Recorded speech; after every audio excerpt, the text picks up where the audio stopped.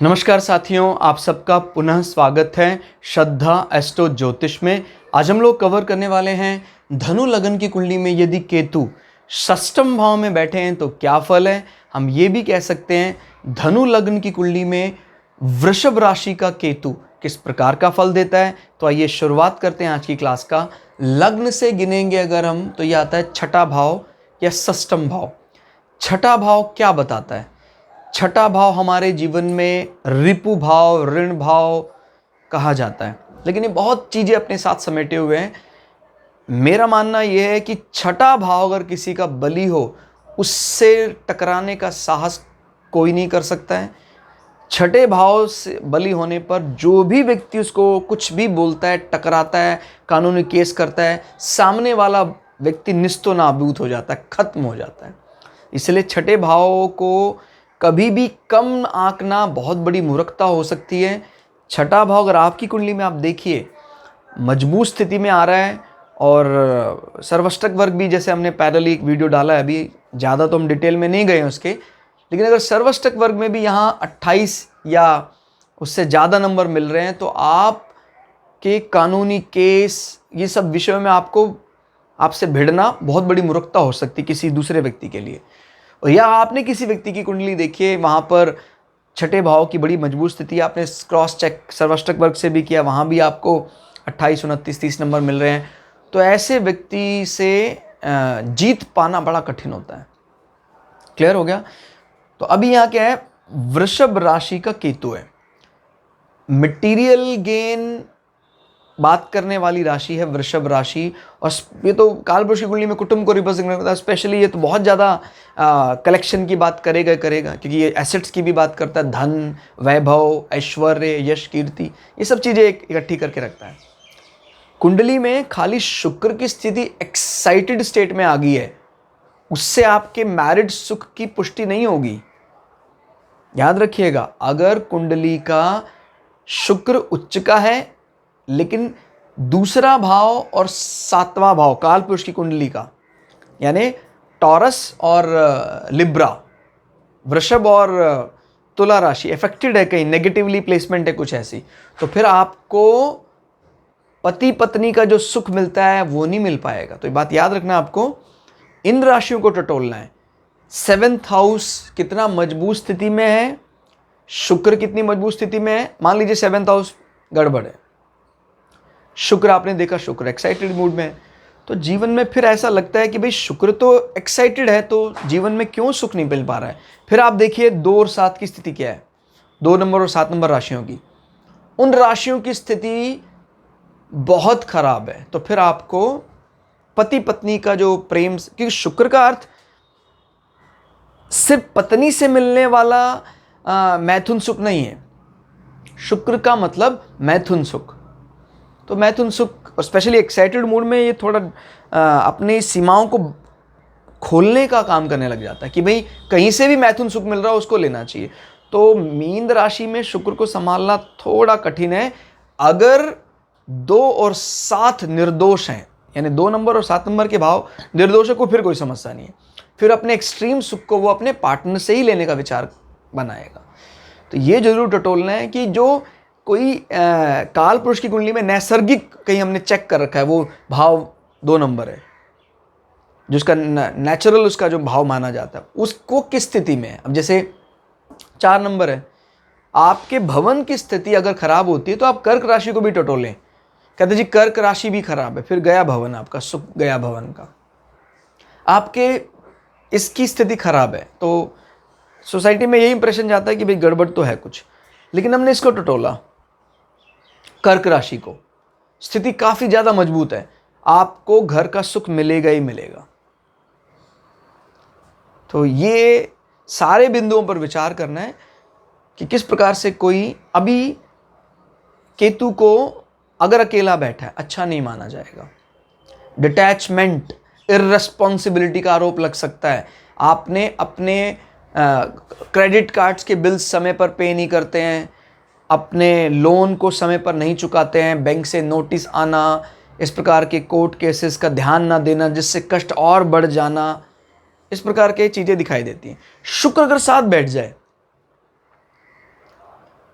तो फिर केतु इस भाव में खराबी नहीं करेगा, लेकिन शुक्र को पीड़ा मानी जा सकती है। भाई आपका डिटैचमेंट वाला प्लैनेट जो है वो शुक्र को डिटैच कर सकता है। शुक्र का मतलब मैथुन सुख के प्रति आपकी उदासीनता को दिखा सकता है। वो आपको यहाँ पीड़ा दे सकता है कि भाई पति पत्नी में वैमनस्व, विचारों में वैमनस्व रहता है। झगड़ा तो केतु खुल के कभी डिशुम डिशुम तो करता नहीं है, लेकिन ये जरूर है शुक्र ने यहां बैठकर आपके 6th हाउस को बहुत बली कर दिया। आपने शुक्र के इस टैलेंट का इस्तेमाल अपने 6ठे भाव को मैनेज करने में किया है। और जब शुक्र यहां बैठ गया है तो ये भी बात तय है कि ये कहीं ना कहीं इसके इनकम का कारण भी बन जाता है, क्योंकि एजेंडा क्या है, देखिए इनकम सोर्सेज 7 नंबर, लेकिन एजेंडा पूरा कहाँ होगा शुक्र का? एजेंडा तो यही पूरा होगा शुक्र का। कई लोग कहते हैं भाई यहां बैठा है इससे यहां ले जाएगा, नहीं, एजेंडा शुक्र का ये है और इनकम सोर्सेज को जनरेट करेगा वो यहां से। कोई ऐसा काम जो कहीं ना कहीं शुक्र का मतलब है आपके जिसमें थोड़ा फैशन दिखावा भी हो, एक्सपोजर मिले उसको, इस प्रकार के कार्य। और क्योंकि वो कहीं ना कहीं 6ठे भाव से संबंध बनाता है, तो 6ठा भाव हमारे लोन का भी हो सकता है। तो कोई बैंक की ऐसी शाखा में कार्य करना जो कहीं ना कहीं आपको इस प्रकार के कार्यों में लोन दे रहा है, भाई अपने कार्य को विस्तार करना, अपने घर को बनाना, इस प्रकार के कार्यों, क्योंकि कुटुंब भाव को रिप्रेजेंट कर रहा है वो। तो फैशन से रिलेटेड काम, और फैशन से रिलेटेड काम हो सकता है, लेकिन उसका कहीं ना कहीं कुछ रिलेशनशिप बनना चाहिए कानून के केसेस के साथ, ऐसा संबंध, कोई ऐसा पद एक्सपोर्ट हाउस में है जहाँ विजिलेंस भी रहता है साथ में। अभी एक्सपोर्ट हाउस में आदमी को टेक्सटाइल वगैरह का काम भी देखा जा सकता है और साथ में विजिलेंस भी है, जांच पड़ताल का काम, फैशन में जांच पड़ताल का काम, इस प्रकार का कोई पुलिस विभाग के साथ मिलकर किसी ऐसी जगह कार्य करना जहाँ पर महिलाओं का उठना बैठना हो, इस प्रकार का विजिलेंस का काम भी हो सकता है। तो इस प्रकार के कार्यों से वो धन अर्जित करने का कार्य करता है। और केतु उसके साथ उसकी शक्ति को बहुत ज़्यादा बढ़ा देता है, लेकिन शुक्र को कहीं ना कहीं कहते हैं कि भाई इन प्लैनेट के साथ इन्वॉल्व नहीं होना चाहिए, दूषित माना जाता है शुक्र को। स्पेशली राहु के साथ तो पीड़ित हो जाता है वो। अगर राहु बहुत बली हो गया है, स्वग्रही अपने घर में कहीं बैठा है, फिर शुक्र उसके साथ बैठ जाता है, तो फिर वो कहीं ना कहीं पत्नी से एग्रेसिवली सेपरेशन करवाता है, डिशुम करवाता है। यहाँ तो चलो पोलाइट रखता है, पत्नी से कम बोलचाल रहेगी, और अगर 7वां भाव भी पीड़ित हो जाए तो फिर पत्नी से सेपरेशन भी हो सकता है, लेकिन ये डिशुम नहीं कराएगा, झगड़ा नहीं कराता। मतलब झगड़ा समझ रहे, वाणी की कटुता राहु के पास है, केतु के पास नहीं। और क्या कह सकते हैं, 6ठा भाव आदमी को पीड़ा भी देता है, माने रोग की पीड़ा, किडनी, डायलिसिस में इस प्रकार की समस्याएं, पीठ का निचला हिस्सा दर्द कर सकता है, small intestine, large intestine, appendix कभी कभी बढ़ जाता है ऐसी स्थिति में, अगर 6ठे भाव में केतु बैठा है। अब जैसे मान लीजिए शुक्र बहुत कमज़ोर स्थिति में है, शुक्र हमारा नीच का होकर कन्या राशि में चला गया, नीच भंग भी नहीं हो रहा है, फिर हम क्या कहेंगे, ऐसे व्यक्ति को बड़ा सतर्क रहना चाहिए। फोड़े, फुंसी, घाव, कहता जी नहीं भरता नहीं है घाव, तुरंत चेकअप कराओ, क्योंकि उसको कैंसर भी हो सकता है। क्योंकि केतु 6ठे भाव में अगर पीड़ित होता है तो अनडायग्नोज डिजीज देता है, ऐसी बीमारियां जो जल्दी इलाज नहीं आता, जिसका कैंसर का प्राइमरी पहली स्टेज में तो इलाज है कीमोथेरेपी, बाद में उसका कोई इलाज नहीं है। 6ठे भाव कहते हैं मामा पक्ष, मौसी को भी रिप्रेजेंट करता है। मौसी और मामा से कम बोलचाल, उनसे संबंध विच्छेद करवा देना, ये केतु का कार्य है यहाँ पर। क्लियर? केतु की दृष्टियों की बात करते हैं, 1, 2, 3, 4, 5। केतु यहां बैठकर अपनी पंचम दृष्टि 10म भाव में बनाए हुए हैं। तो 10म भाव में आदमी अपने स्टेटस, समाज, माने सरकार से उसको फायदा ना मिलना, डिटैचमेंट, ऑफिस एनवायरनमेंट के प्रति रिस्पॉन्सिबिलिटी का वहन ना करना। ऑफिस एनवायरनमेंट अनुकूल नहीं होता जातक के लिए, बॉस से कम बातचीत, कोलीग से कम बातचीत इसको भारी पड़ती है कि यार ये तो किसी से कोई ना संवाद करता है। इस प्रकार की दुविधा का माहौल बनता है हमारे ऑफिस में। 10th हाउस हमारे घुटनों को भी रिप्रेजेंट करता है। घुटनों में भी समस्या हो सकती है। अगर बुध पीड़ित है, निश्चित रूप से घुटनों में गठिया, बाय, इस प्रकार का दर्द रहता होगा। क्लियर? अब कोई बच्चा है तो उसके आप कुंडली में अगर देख के बोलेंगे कि सर घुटनों में, नहीं, वो एक पर्टिकुलर एज लिमिट में ज़्यादा हम कह सकते हैं कि घुटने साथ नहीं दे रहे हैं, कि भाई जैसे 45-50 के बाद घुटने कम साथ दे रहे हैं। वो निश्चित रूप से एक नियम इसका एक है, किस प्रकार से कब एज ग्रुप में किस को हम देखा जा सकता है। अब जैसे आई साइड की बात करते हैं, अगर आईस अभी, क्योंकि हमने ये कोई बहुत बड़ी शत्रुता लिए नहीं बैठा है, तो जब उसका समय आएगा, घुटनों का बहुत ज़्यादा उपयोग हो जाएगा, उसके बाद घुटने काम नहीं करेंगे। लेकिन अगर कोई अति शत्रु इस भाव में बैठे हुए हैं साथ में, और कई जंग लड़ने के मूड में बैठे, तो फिर घुटने बीच में ही निस्तो नाबूद हो जाएंगे। पता लगा कोई बच्चा है तभी घुटनों में समस्या आ गई। तो ये अंतर आपको समझना है कि वो एक नेचुरल टाइम होता है कि भाई उस समय ऐसा होना चाहिए। वो तब होता है जब कोई भाव पर एक प्लैनेट की बुरी दृष्टि है, कोई बात नहीं, जो उसका समय आएगा उसके ज़्यादा उपयोग का तब गड़बड़ आएगी। लेकिन उस हाउस में कई प्लैनेट्स ने नेगेटिवली प्लेसमेंट ले रखी है, तो फिर वो इन बिटवीन, जैसे उन प्लैनेट में किसी की अंतर्दशा एक्टिव होगी और बहुत क्रूर है अगर वो, तो छोटी उम्र क्या बड़ी उम्र उस अंग को भारी समस्या देगा। अब जैसे राहु अगर दशम भाव में है मेष राशि का, और मेष राशि का स्वामी मंगल भी बहुत बुरी अवस्था में पिटा हुआ है, ये यहाँ राहु के साथ और भी कई प्लैनेट बैठे हुए हैं, लाइक सूर्य और मंगल, तो फिर घुटने बुरी तरह पीड़ित होंगे। छोटी उम्र में ही उसको घुटनों में समस्या आना शुरू हो जाएगा। तो ये अंतर आपको जानना है कि कब कोई एक उम्र पे ही वो काम कर रहा है नेचुरली, अगर एक प्लैनेट का प्रभाव नेगेटिव है, तो जब उसकी ज़रूरत आन पड़ती है, ज़्यादा ज़रूरत उसकी महसूस हो रही है, तब वो कार्य छोड़ देता है। जैसे युवा उम्र के बाद बुढ़ापे में इन सब शरीर का स्वस्थ रहना ठीक ज़रूरी था। अभी तो रिलैक्स होने का समय आया था। अब आपके घुटनों ने आपका साथ छोड़ दिया। अब आपको सिवाय बेड में लेटने के कोई चारा नहीं है आपका। लेकिन अगर आपके दूसरे प्लैनेट और इफेक्टेड हुए, कई 3-4 प्लैनेट, तो वो शुरुआत से ही आपके घुटनों में कमी बनाए रखते हैं। तो ये अंतर आपको जानना है किसी भी हाउस के लिए। तो मैंने आपको एक एग्जांपल देके बताया कि कैसे आप इस चीज़ को जस्टिफाई कर सकते हैं कि नहीं सर, शुरुआत से ही या एक उम्र में एक प्लैनेट का नेगेटिव है, तो वो एक पर्टिकुलर उम्र, एज लिमिट के बाद आपको वो अंग साथ नहीं देता है। 2-3 प्लैनेट नेगेटिवली प्लेस्ड है वहाँ पर, तो वो शुरुआत से ही अंग धोखा देने लग जाता है। और क्या हो सकता है, दशम भाव बुध भी अगर कमजोर है, केतु की दृष्टि है, तो फिर आदमी को ना जॉबलेस भी रहना पड़ सकता है बड़े लंबे समय तक।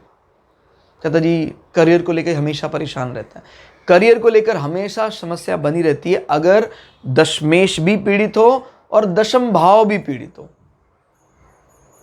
क्लियर? लेकिन ये एक एक्सेप्शनल केस है अगर कोई नीच का प्लैनेट नीच भंग राजयोग में इन्वॉल्व हो जाता है। कहते जी उसने करियर की शुरुआत की थी बेहद खराब, मतलब जैसे 22 साल की उम्र में उसको पहली नौकरी मिली, मतलब आज की दृष्टि से बता रहे हैं, अगर किसी को एक सेटिस्फाई सैलरी मिल रही है, उसको पता लगा पहली नौकरी में उसको 4,000-5,000 उसको ऑफर हुए, अच्छा काम करने के बाद, बड़ी मेहनत करने के बाद। बहुत मेहनत करते करते करते करते करते उसने 8-9 साल बिताए, पता लगा आज उसके पास 1 लाख रुपए की सैलरी है। वो है नीच भंग राजयोग का प्रभाव। तो वो आपको फर्क जानना है कि कैसे वो 5,000 से 1 लाख पर पहुंच गया। ठीक हो गया? तो ये अंतर ध्यान देना है कि बुध अगर यहीं बैठ जाए, फिर ना तो करियर, ना घुटने, ना सामाजिक प्रतिष्ठा को लेकर अथॉरिटी से कोई अनबन नहीं होगी। इनफैक्ट बुध अकेला बैठा था, इतना बली नहीं था, अभी केतु की दृष्टि ने उसको और बली कर दिया। ग्रंथों में ऐसा लिखा कि केतु किसी को, स्पेशली अगर उसके साइड वाले जो प्लैनेट यानी डार्क साइड, शनि, शुक्र, बुध, अगर वो उनके साथ बैठ जाता केतु तो 2 गुना नहीं 2 गुना से ज्यादा बली कर देता है उनको। शनि, जैसे शनि यहां बैठे फेवरेबल हाउस में, अपने बेस्ट हाउस में, यहां केतु बैठ जाए, जबरदस्त इनकम सोर्सेज। क्लियर? शुक्र का भी सपोर्ट मिल जाए, कहना ही क्या, फिर आदमी को क्या टेंशन लेनी है, जो इच्छा करता है वो पूरी हो जाती है, और क्या चाहिए उसको। तो ये ध्यान रखना है कि कौन सा प्लैनेट कब किसके साथ कहां बैठा है। और आगे बढ़ते हैं 5, 6, 7, 7वीं दृष्टि को हम काउंट नहीं कर रहे हैं, 8, 9, 9वीं दृष्टि से केतु आपके द्वितीय भाव पर नजर बनाए हुए हैं। द्वितीय भाव हमारे कुटुंब, हार्मनी, प्रेम, इन सब की बात करता है। जब द्वितीय भाव में केतु दृष्टि जमाते हैं तो मकर राशि हालांकि मंगल की फेवरेट राशि मानी जाती है, जो अगर हम इस वाक्य पर चलेंगे कुजवत केतु तो कुछ बातें फेवरेबल लगती हैं, लेकिन कुटुंब जैसे भाव के लिए एक प्रेम जो है वो नहीं है केतु के पास, ना ही मंगल के पास। तो अगर हम कुटुंबियों की बात करें तो कुटुंबियों से डिटैचमेंट रहेगा ही। शनि अगर मजबूत स्थिति में है तो वो रिजल्ट बचा लेता है, शनि रिजल्ट को अपने फेवर में ले लेता है, लेकिन केतु का प्रभाव नात रिश्तेदारों से कम बोलचाल, और कोई भी इस प्रकार के आप फंक्शन घर पे ज़्यादा ऑर्गेनाइज नहीं करते हैं। जहाँ तक बात कहीं जमीन के सुख की है तो कुजवत है तो कहीं ना कहीं जमीनी सुख उसको दिला देता है। शुरुआत में कहीं ना कहीं गले में टॉन्सिल्स हो सकते हैं, जबान का बच्चे का शुरुआती दिनों में तुतलाना, तोतला बोलना, कई बार घर वालों को लगता है ये नॉर्मल बोल पाएगा, ऐसे विचार बन जाते हैं, लेकिन वो रिजल्टेंट बचा लेगा। देखिए शनि की स्थिति कहाँ है, कहते शनि यहीं बैठा है, फिर तो आपको बॉदर ही नहीं करना, शनि अपने आप टैकल करेगा। केतु उसको बूस्टअप कर रहा है और ज़्यादा। लेकिन ये जरूर होता है हमारे धन भाव में जिस प्लैनेट का प्रभाव रहता है उस प्लैनेट की जैसी ही प्रवृत्ति हम अपने एसेट्स में रखते हैं। शनि यानी एक ग्रुप डी कर्मचारी, उस प्रकार का हमारे कुटुंब में लेवल रहेगा। हालांकि वो ग्रुप डी है, लेकिन शनि मकर राशि में डोमिनेट करता है, अनुशासित माना जाता है। क्लियर होगा? तो ये प्रभाव केतु अगर अकेला दृष्टि जमा रहा है तो रिलेशनशिप के लिए बाधक है, लेकिन शनि साथ बैठा है तो फिर वो सेटिस्फाई माना जाता है। आप इस बात को समझिए, मकर में शनि, मकर में मंगल, बहुत फर्क है। शनि है ठीक है, स्वग्रही तो है वो, लेकिन तामसिक प्रवृत्ति है, तो अपने घर परिवार एसेट्स को लेकर वो एक छद्म का प्रयोग करना उसकी नेचुरल वो उसका विशेषता मानता है। मंगल का जो नेचर है वो खुलकर कार्य करने वाला व्यक्ति है। दोनों तामसिक है, लेकिन एक राष्ट्र के लिए तामसिक है और एक अपने लिए तामसिक है, बड़ा फर्क है। अपने स्वार्थ को पूरा करने में तामसिक होना थोड़ा लो लेवल माना जाता है, राष्ट्र के लिए स्वार्थ हाई लेवल हो गया अभी, तो उसको स्वार्थ की परिभाषा में नहीं आंका जाएगा। तो मंगल के तामसिक होने को आप नेगेटिव ना लें सामाजिक दृष्टि से। तो मंगल यहां बैठा है, शनि यहां बैठा है, सामाजिक दृष्टि से आपके लिए बेनिफिट है, आप एक अच्छे व्यक्तित्व माने जा सकते हैं अगर आपके कुटुंब में मंगल का प्रभाव अनुशासित है। मंगल क्रोध आता है उसको, लेकिन सही चीज को लेकर क्रोध आता है। शनि क्रोध करता है अगर उसके अपने स्वार्थ में कोई दखल देता है, तो कि आप उसके घर की कोई चीज तोड़ दे आपने। मंगल क्रोध कर रहा है तो घर की बात ठीक है, लेकिन जिससे समाज को ज्यादा बड़ा हित हो रहा है तब मंगल बातचीत करता है। तो कुल मिलाकर देखा जाए केतु इस हाउस में अपनी दृष्टियों से बहुत ज्यादा अच्छे परिणाम देने में सक्षम नहीं है। तो मैं कह सकते हैं कि छठे भाव में वृषभ राशि का केतु अकेला बैठा ज्यादा अच्छे फल नहीं देता है।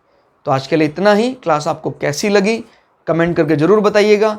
मिलते हैं अगली क्लास में, तब तक के लिए जय श्री भगु पराशरा, जय श्री शुक्राचार्य, नमस्कार।